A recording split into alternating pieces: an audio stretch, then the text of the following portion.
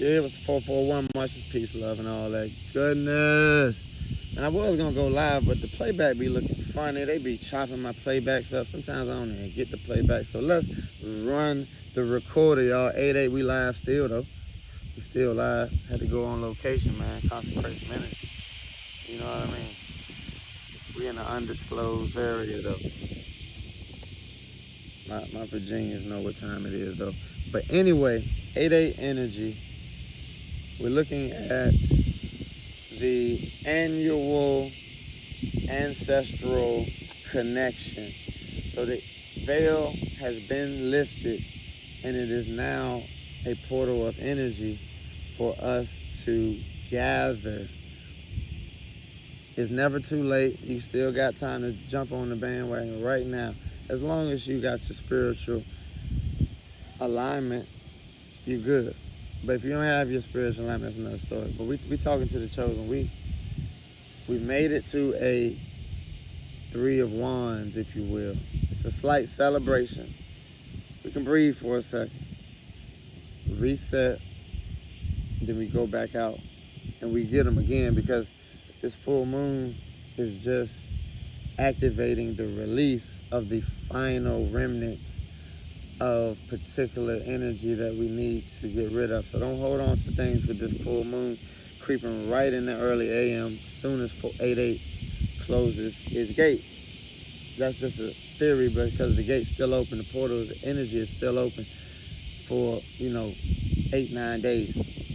You really want to stop about 3 days, but you got a good opportunity to gather information, gather intel, and elevate your conscious level with the ancestral field being so heavy.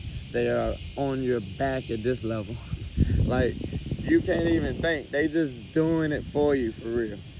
I don't know. Maybe it's just me, but for whatever level you are in, whatever space of existence you reside, the cycle is closing.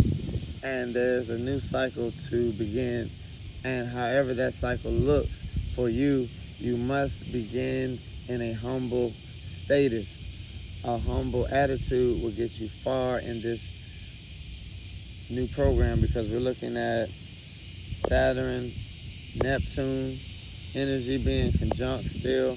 We're looking at Mars opposite Saturn and Neptune. So that's giving us a stagnancy, but it's also giving us a connected mindset for the Christ conscious. So you have to take what's good, what's bad, and you make it work, because there's no such thing as good and bad. You can take a bad, make it work for you, and then it's all good. Do you feel me? Do you feel me? So we got the full moon, like I said, right after this. So there will be exposure of things that you need to get rid of. So where's the full moon happening in your house? It's in Aquarius, and it's also conjunct Pluto. So Pluto does not mess around. Pluto is getting stuff out of here. You feel me? Pluto is not messing around. Pluto is also trining Mars. I gotta look at my notes, because I done got a little buzz, so I gotta keep up. Trining Mars. Pluto is trining Mars. So there is a lot of activity with this Pluto energy going on with the full moon, in conjunction with the rest of the activity going on in the sky. It's a very peculiar time, y'all. Very peculiar time. So just stay grounded, stay mindful, and stay aware of the next move that you make, because this is a new cycle. And if you stay on the right and narrow, you won't have any more karma. You know what I mean? You won't create any new karma for yourself. You know what I mean? You may still be working out some old karma, but as long as you're on the right and narrow, and you're taking your karmic debt on the chin, and you paying that Jan off like you at the strip club, letting that rain, nigga, that's where your inner child shadow work comes in. That shadow work comes first, then you can activate the inner child. The inner child is the soul of the seat, and the soul of the seat will take you where you need to go. And a lot of times, it's not where this matrix construct told you to go. Not even a little bit. Not even a little bit. It's more like that little hole over there that you're afraid of because it's dark and there's a rabbit sitting by it and he jumped down in the hole. It's called the rabbit hole. Nah, 8-8, man, it's live. We all the way live, family. So let me see if I got anything else we could talk about that's key on this aspect. You still got Mercury retrograding, and you got a few more days till the retrograde is complete. So the activation of your thoughts are going to come into play very soon. So all of these thoughts and all of this reflection you've been accumulating because Saturn and Neptune are in retrograde as well. So these are ancestral planets. So this is a huge reflection of your past, and you may find yourself thinking back to all the way when you was 4 years old, 2, 3 years old, and you really are digging into the crates and you are pulling out everything so that you can blow the dust off of it, get a clear view on it, and find out if Pluto wants to get it out of there. You feel me? So that's the energy we're dealing with. You know what I mean? I'm just out on my grounding moment, and I felt like we can tap in with this 8-8. So I might do a live later, but I wanted my video to look worth it, man. I had the last video looking like DJ Screw, caught it up and chopped the whole up. But anyway, Moon opposite Mercury, you may find that your logic is going against what your spirit is telling you to do.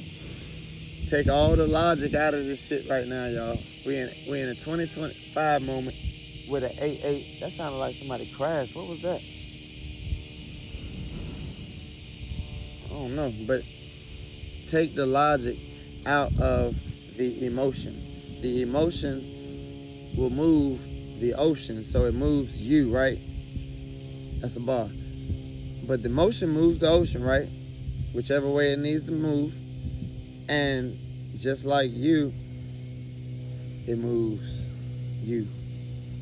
So in metaphysical standard, you being 70-some% water, your emotional status needs to be clean, clear, and collect. And your logical field needs to be over there for now. And let your logic stay away from your emotions, because those two collaborate sometimes and they kind of mix the wrong two. So don't mix your logic with your emotions. Use, if you can, both of them at separate moments, at best as you can, you know, keeping them separate. So we're valuing the emotional bank right now, and we're looking at the future, because the moon is conjunct Pluto in Aquarius, right? So the Aquarian energy is requiring us to let go of whatever it is, I'm gonna say it again, so that we can move forward to the future. And it's very important that we let this shit go. False gold is not pyrite, y'all. They call it fool's gold because that's what they don't know what to call it, but pyrite is valuable. False gold is just false gold. It's worthless. You know what I mean? I got some stories about some false gold. We won't get into that. I'll digress. You feel me? So that's the major aspects. There's so much going on in that chart right now, man. I'm not reading all them aspects, but take a look at the aspects, see how it's affecting your chart and how the daily horoscope is affecting your energy, and how can you harmonize with this 8-8 consecration. And when I say consecration, it's a concentration of metaphysical energy. You know what I mean? So I can come to a area like an old battleground where I know there was prisoners of war and ancestral auras here, and I can gather it by sitting here and just being present, because the spiritual is always present, and the spiritual speaks in a different manner than our mouths opening up and down. You know what I mean? The spiritual may speak on a bumper sticker right in front of you, or spiritual may speak on an animal that walks right in front of you. Spiritual may speak right in your ear. Spiritual may speak when you sleep. Spiritual may speak by somebody else's outfit that you walk right by and you look and see, oh, they got so-and-so. It's messages within the spiritual. So don't be spooked out because God didn't speak to you from a pastor. Just grow up, my ninja. Let's grow up, bruh. What we doing right now? So you mean to tell me if it don't come from a pastor with a wingtip shoe on and some cuffs on his links, and he jump out of a E-class because he can't even afford the S-class. He ain't conjured up enough spirit. So he in the E-class, jump out the E-class, and he gonna tell you, God said. Now I get it. Certain religions are gateways to awakenings, right? Everything is useful in the matrix. But if you're still in that church and you are searching for God 10, 15, 20 years later, you are in the wrong space, family. You're in the wrong space. Now, if you don't have no idea what God is, go to church. That's exactly where you need to go. And then you'll get an idea. But don't get lost in that matrix. Don't get lost in that matrix. I'm not going to ramble all day, but this 8-8 is going to be great, y'all. We just going to claim it. Regardless of what's going on in your current life, let's just call it a great moment, a great day. 11:44 on the timer, as I said. Let's just call it right now, my G's. You can call the frequency in, man. You can call the frequency in, Goddess. You know what I mean? We can call it in. So when we rise in our AM, we can shake off any energy that may feel negative, may feel stagnant, and we can put on some new energy like clothes, man. It's very important that we understand how alchemical our bodies are if we allow it to process. We have a very alchemical nature. Our body will heal in our sleep. Our body will do certain things to regenerate its life on its own. So do some intermittent fasting. Do some few days fasting. Those things allow your body to recalibrate. And I'm not just saying from eating. Fast from things that you really enjoy. Fast from your favorite diner. You eat over there every other night. Just take a break for 2 weeks. You know what I mean?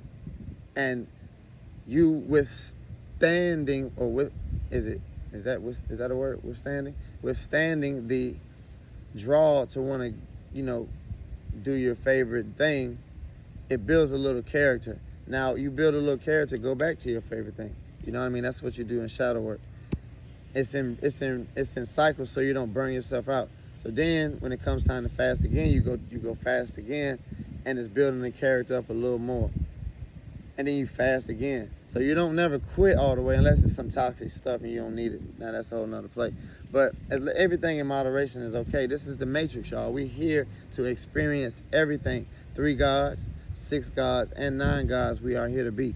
You know what I mean? Never be too judgmental that a person is less or more spiritual than you, because they can be just as spiritual. I find this all the time. I speak to regular people all the time, and you may judge them by the way they dress and outfit themselves, and then they'll show you something and tell you something about themselves, and you be like, oh wow, cool, I knew you were special. You know what I mean? Like I'll save that story. I meet so many chosen people on my walks, and it's very, very valuable. We'll share them another time, but right now we're just talking about this 8-8 energy. And Libra has moved into Mars, so you will meet new people, new familiars, new old people, because the chosen, we are here on mission, and the new people that you're going to encounter in this next stage of your life will encompass a journey of trust and unity. And you may not have had that in the past, but this is the new cycle that we are walking into. We are going to create trustworthy bonds. We are going to create active council within the community that will create new opportunities for the children, create new spaces for the children to think, grow, and feed their soul. You understand? You get them at their youth, they're already in the seat of their soul. They don't even have to leave. They don't get drug out like a lot of us been, and then we go running back looking for our inner child, and the inner child is hiding under a desk, crying, tears like gators, you feel me? And you go through the transgressions, the more you get away from the soul. So, opportune space to gather the kids now and give them the game, show them the lane to stay into, because there's so many traps on these streets. Get your babies out the streets, family. Get your babies out the streets. So the AA, we out here. Love.